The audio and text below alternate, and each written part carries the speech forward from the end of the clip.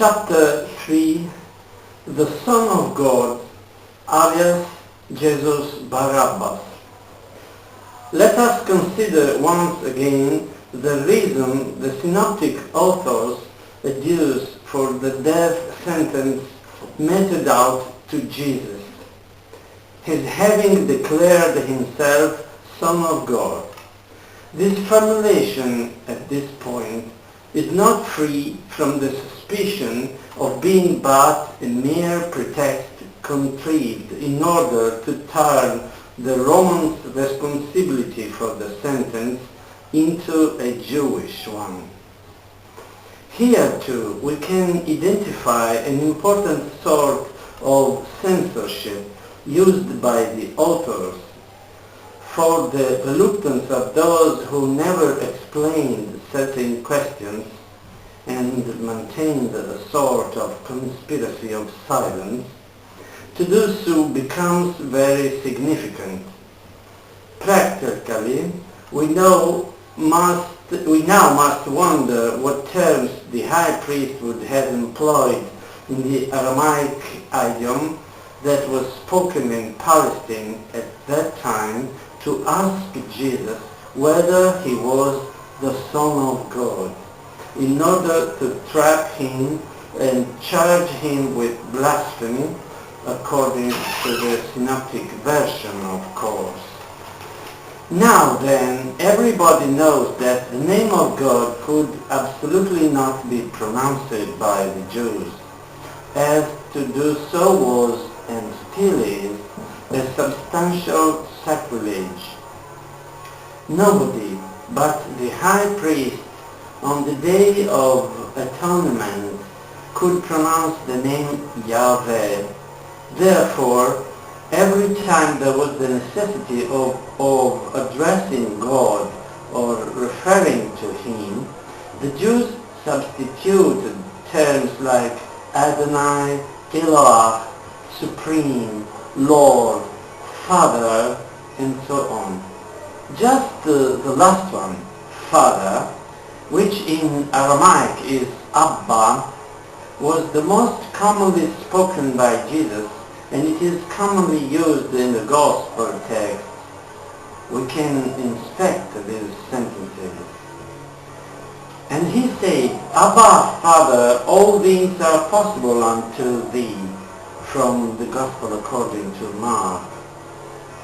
When he cometh into the glory of his Father with the holy angels, again the Gospel according to Mark, that your Father also which is in heaven may forgive you your trespasses, according to Mark, and according to Matthew, I thank thee, O Father, Lord of heaven and earth. Such examples are very numerous in the Gospels. Hence, both Jesus and the high priest, instead of saying Son of God, would have certainly used the expression Son of the Father that has been kept in Latin as the regular Filius Patris, which in the Aramaic idiom is rendered by the words Bar, that means son, and Abba, that means father. Namely, the entire expression is Bar Abba, which can even be pronounced with no pause, and so sounds like the word Barabbas. There are numerous similar cases. Barnabas means son of the master. Bartholomew means son of Ptolemy, and so on. Therefore, the whole expression we know as Jesus, the Son of God, may appear in Aramaic as Jeshu Bar Abba. I am sure that any reader at this point, coming to learn of such an odd coincidence, will be somewhat surprised. Of course, I am referring to the similarity, we might even say equality, between the expression Son of God, as it sounds in Aramaic, and the name of the prisoner who was liberated in the place of Jesus, that is Barabbas. All the more so as that lucky fellow's name wasn't really Barabbas, for the Gospels affirm he was nicknamed Barabbas. What does this mean? Should we believe he was Son of God too? However, what was his real name? In order to be able to answer this question, we must know that some old manuscripts of the Gospel according to Matthew, dating back to the 4th century, call this fellow not only by his nickname, but even give his real name as Jesus Barabbas, the manuscript having been written in ancient Greek. In actuality, the authors did nothing but transcribe in Greek characters the Hebrew expression Jeshu Bar Abba, whose meaning we already know, Jesus the Son of God.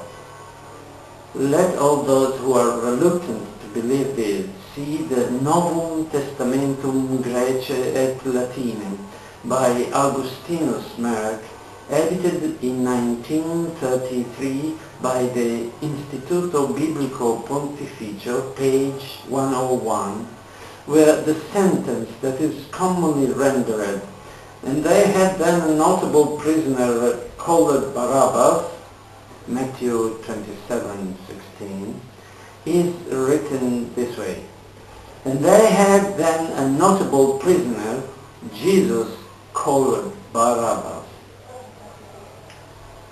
What are we to say to this? Why have translators made Barabbas anonymous from the 4th century on? Indeed, why have they let us believe that Barabbas is his real name?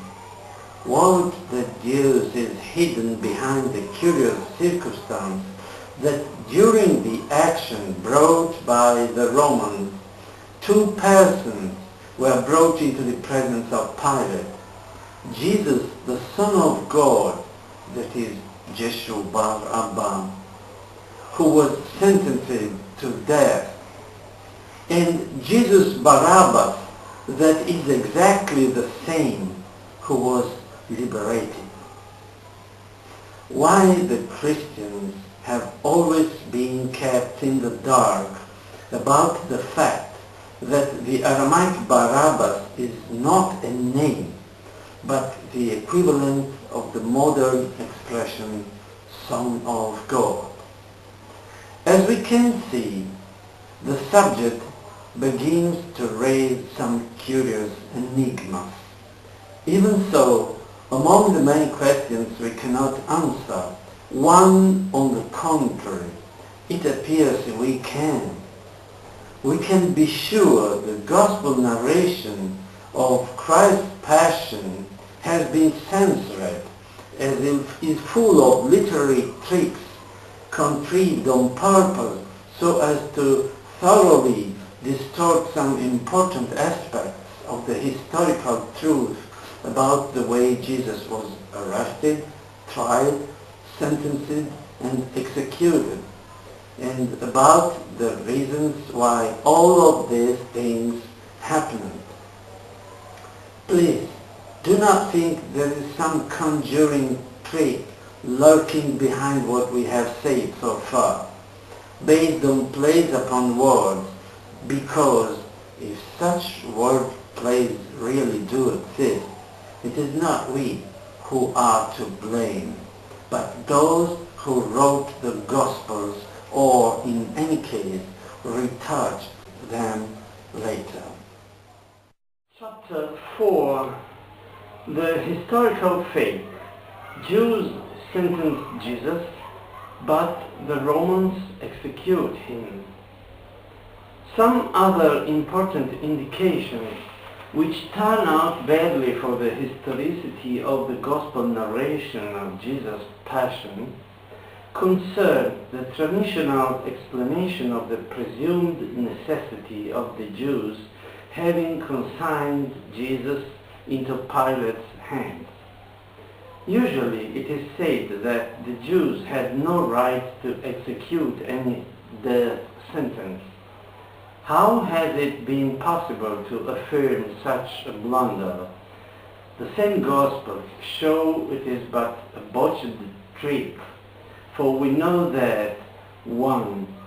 Herod executed hundreds of Jews. 2.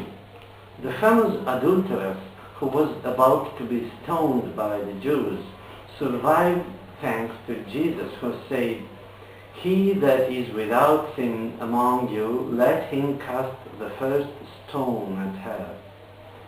3. St. Paul was present at the stoning of the first Christian martyr, Stephen. 4. John the Baptist was executed by the Jews. 5. After Jesus' death, the Synedrion threatened the apostles with the death sentence. 6. James the Apostle was stoned by the Jews in Jerusalem. 7. The same Jesus, according to what the Gospels affirm in many different circumstances, ran the risk of being stoned by the Jews. Need we go on? There is more than enough evidence for executions of Jews by Jews in the same Gospels. Nevertheless, in Jesus' case, it is surprisingly said that the Jews had no right to execute a death sentence and had to put Jesus, the blasphemer, into Pilate's hands. All these things testify to one simple truth: the desperate and inescapable necessity for the Gospel's authors to demonstrate that, in spite of the form of a typical Roman execution, such as the crucifixion, the Romans were completely innocent of Jesus' death, since only the Jews were guilty of it, as they were his real enemies. That is why the historical absurdity of a Roman procurator imploring the Jewish people to liberate the preacher was invented.